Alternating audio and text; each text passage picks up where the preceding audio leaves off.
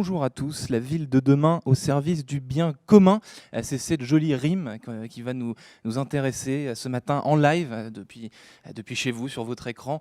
Et nous, on est ici chez Morning, rue du Caire, dans le quartier du Sentier à Paris. La ville de demain au service du bien commun, imaginée, pensée, conçue par 3 organisations majeures du privé et du public qu'on va accueillir maintenant. Je vais appeler 3 intervenants successivement à venir parler de cette ville de demain au service du bien commun qu'ils imaginent, qu'ils façonnent à leur façon dans leurs entreprises.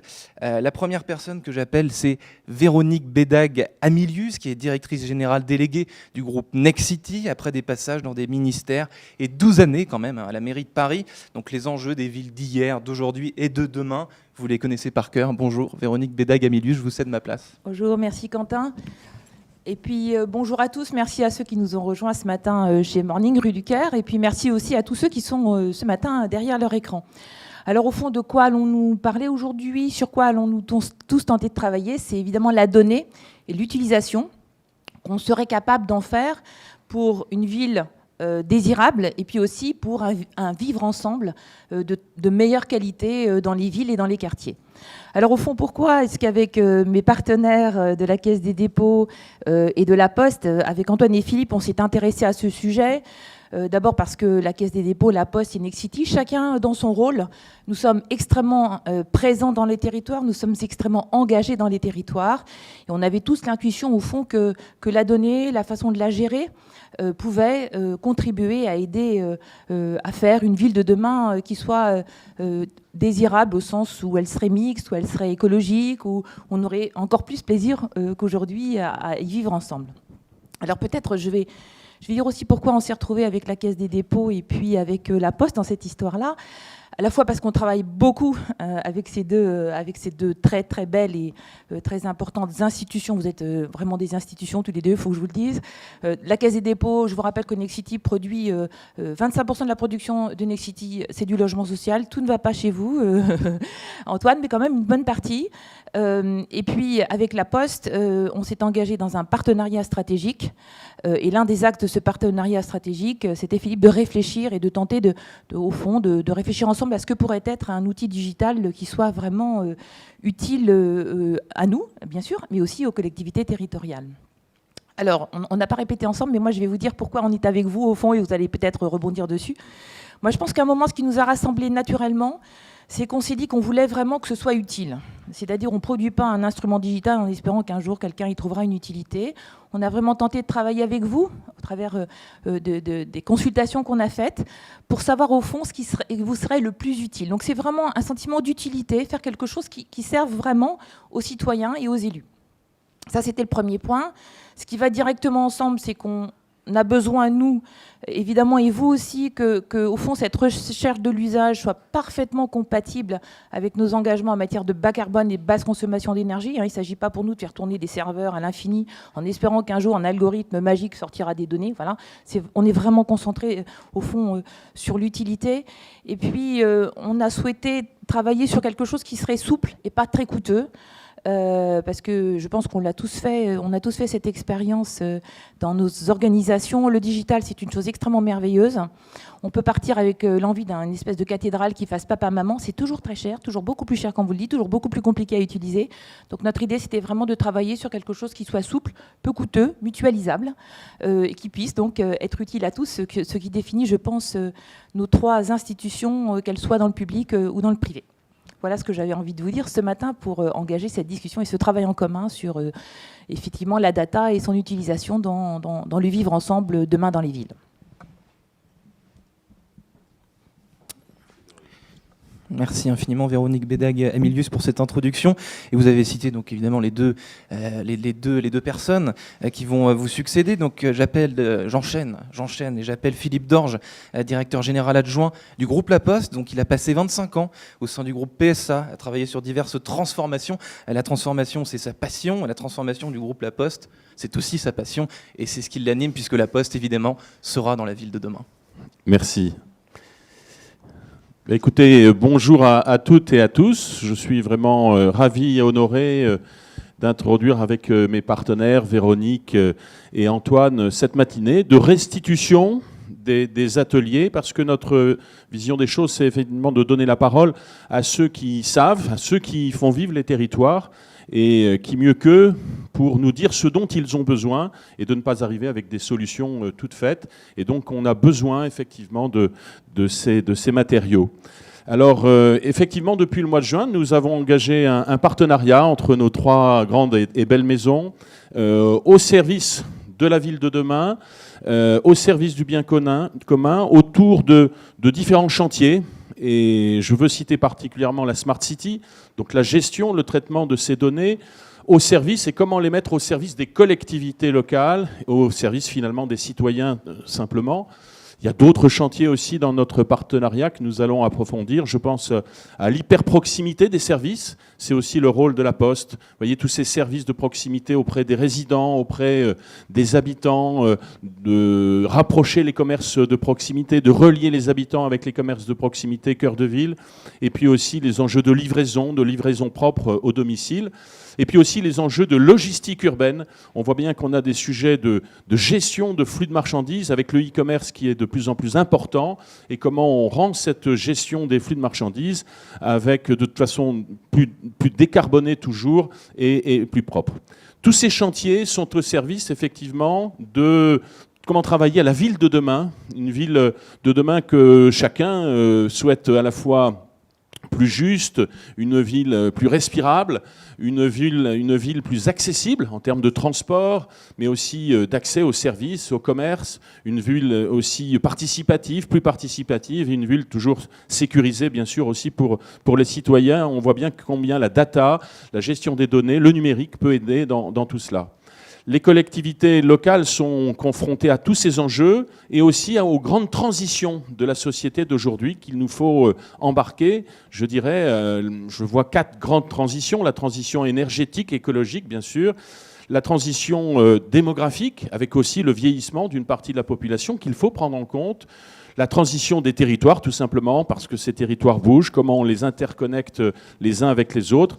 Et puis transition numérique, évidemment. Et les élus, vous voyez, ils ont besoin de nouveaux outils, de plateformes aussi de traitement de ces données, à la fois pour gérer et aborder tous ces enjeux, prendre les bonnes décisions utiles, optimiser aussi leur budget, évidemment, et puis être toujours plus reliés aux citoyens, aux concitoyens, dans les décisions qu'ils prennent. Et évidemment, toutes les solutions open source ne sont pas suffisantes à cet égard. Et puis, ces solutions dont ils ont besoin doivent être, à notre vue, évidemment, également responsables, extrêmement responsables du point de vue de la gestion des données, de la confidentialité des données. Et je rappelle que la Poste est tiers de confiance de ce point de vue depuis 1791, même depuis Louis XI, sur la confidentialité des données, la gestion des données, et aujourd'hui également avec le numérique. Et puis, c'est la conviction du groupe La Poste dans des infrastructures souveraines.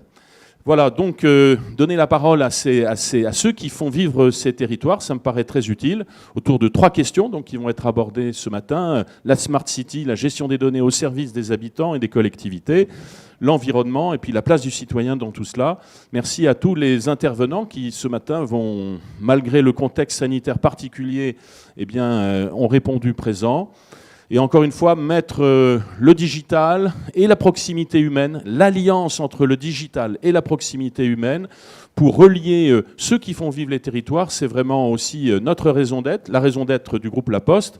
Notre raison d'être pour le service courrier colis, c'est relier les uns aux autres. Donc on est vraiment pleinement fiers et motivés pour engager avec nos partenaires dans cette transformation justement. Merci.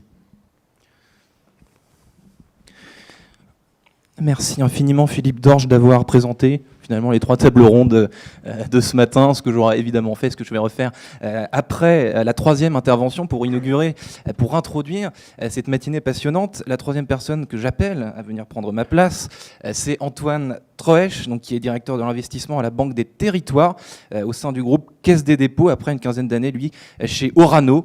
Et donc lui aussi, il imagine la ville de demain au service du bien commun. Antoine Troesch, je vous en prie. Bonjour à toutes et à tous. Merci Véronique de cette invitation. Merci Philippe. Je crois qu'on se retrouve parce que finalement, on est 3 institutions, entreprises différentes. On a la même vision, les mêmes terrains de jeu, donc pas toujours parfois le même maillot, mais la même passion. Et on se retrouve ce matin sur une thématique qui est finalement, tu as parlé, Philippe, de la mission. Vous avez parlé de votre mission. La mission de la Banque des Territoires, c'est d'être un aménageur du territoire, d'être au service de l'intérêt général, et la thématique de la ville intelligente. Nous, on parle de ville et de territoire intelligent. C'est exactement dans notre mission. Alors, quelques réflexions autour de ce sujet. Quand on dit ville intelligente, nous, on dit ville et territoire intelligent parce que je pense qu'il y a un sujet de périmètre. La ville, elle ne doit pas s'arrêter au mur sous Louis XI ou au périphérique. Elle doit forcément se penser avec les territoires adjacents. Donc la première chose qu'il faut concevoir, c'est qu'il y a un périmètre qui est finalement relativement large dans la pensée de la ville intelligente. C'est une question de solidarité, on l'a bien vu récemment. Il faut que la ville soit pensée avec sa périphérie, mais aussi avec la ruralité qui est adjacente. En même temps, quand on parle d'exploitation des données, il faut se donner un terrain de jeu. Donc il y a une histoire de taille humaine. Et quand on voit, et on va en parler ce matin, et là aussi Philippe, tu l'as souligné, très intéressant d'avoir le retour de ceux qui savent. Donc ces ateliers, ces enquêtes, moi j'ai parcouru toutes les propositions. C'est très très riche, ça nous donne le terrain de jeu, ça nous donne les thématiques. Donc là encore, moi je pense que la bonne taille, c'est une taille humaine, 10 000, 50 000, 100 000 habitants, ça c'est des terrains de jeu. Ce qui fait que quand les métropoles vont penser ville intelligente, il faut aussi qu'elles pensent l'approche quartier par quartier. Un arrondissement comme à Paris, comme le 15e arrondissement, c'est comme une ville de taille moyenne plus même. Donc la première question, c'est cette question de périmètre. Ensuite, on voit justement dans ces enquêtes, on voit les buts. Les buts recherchés sont des buts de confort, vous l'avez dit, hein, des buts de bien individuel et de bien commun. Et d'ailleurs, va se poser cette question de la conciliation du bien individuel et du bien commun. Par exemple, les questions environnementales qui sont plébiscitées, évidemment, il y a des sujets de bien commun, mais elles peuvent venir contredire des objectifs individuels, je ne sais pas, par exemple, accroître la taille de sa terrasse ou des choses comme cela. Pose aussi les questions, et ça je voulais vous les poser ce matin, c'est des vraies questions d'éthique et de sécurité. Il y a une éthique de la data, on va collecter de la donnée, on voit, et merci Véronique d'avoir souligné la nécessité de faire simple, pas cher et bien, parce que c'est typiquement le sujet où on peut faire très compliqué et nul. Donc on a besoin de ces outils et on va les développer ensemble, et ça je m'en félicite aussi, mais va forcément se poser des questions d'éthique, de protection des données, et là aussi à la Banque des Territoires on essaye d'être très engagé dans le pôle confiance numérique que nous avons. Avec la Poste évidemment on fait des tas de choses autour de ça. Donc cette question d'éthique, et puis même, hein, vous avez souligné que ma carrière était en partie dans une industrie assez sensible, se pose même une question de fiabilité et de sécurité des réseaux. Et là encore, il y a une vraie expertise chez nos partenaires, cette conscience qu'il faut pouvoir en tout moment, à tout instant, délivrer le service. Et donc là aussi, plus on va se mettre, j'allais dire, en danger en confiant la donnée à l'usage de notre quotidien, bien, plus il va falloir qu'en permanence ce soit accessible. Qui accepte que l'électricité soit coupée à un moment donné de sa journée? Personne. Et bien, de la même manière, vu que l'ensemble des usages vont être je dirais, améliorés grâce au partage de la data, ben, on ne peut pas accepter d'interruption du service. Donc là aussi, c'est une question essentielle. Je voudrais terminer en parlant de méthode. Je crois que la méthode qu'on choisit, c'est la bonne. C'est une méthode pragmatique. C'est une méthode à l'échelle de quelques territoires. Je veux saluer des villes, des territoires très engagés sur le sujet. Je pense à Dijon, je pense à Angers, où il y a une vision des élus. Et ça, c'est essentiel. Parce que ce qui remonte des enquêtes, c'est qu'il y a des sujets individuels, mais à la fin, la question qui est plébiscitée, c'est l'aménagement du territoire. Or, sans des gens qui ont une vision, et là aussi, Nexity, vous concevez comme ça, comme des aménageurs du territoire, sans cette vision, ben, ce sera juste l'agrégation de données, avec le danger qui est que, aussi, ce soit certains acteurs qui s'emparent de tout, s'emparent de cette rente, façonnent le monde à leur manière, peut-être pas la manière dont on voudrait qu'il soit façonné. Et là encore, je crois que c'est important que des acteurs publics et privés, les territoires, s'emparent de ce sujet. Donc je suis très optimiste pour la suite et je me félicite de cette initiative que l'on porte ensemble. Merci encore.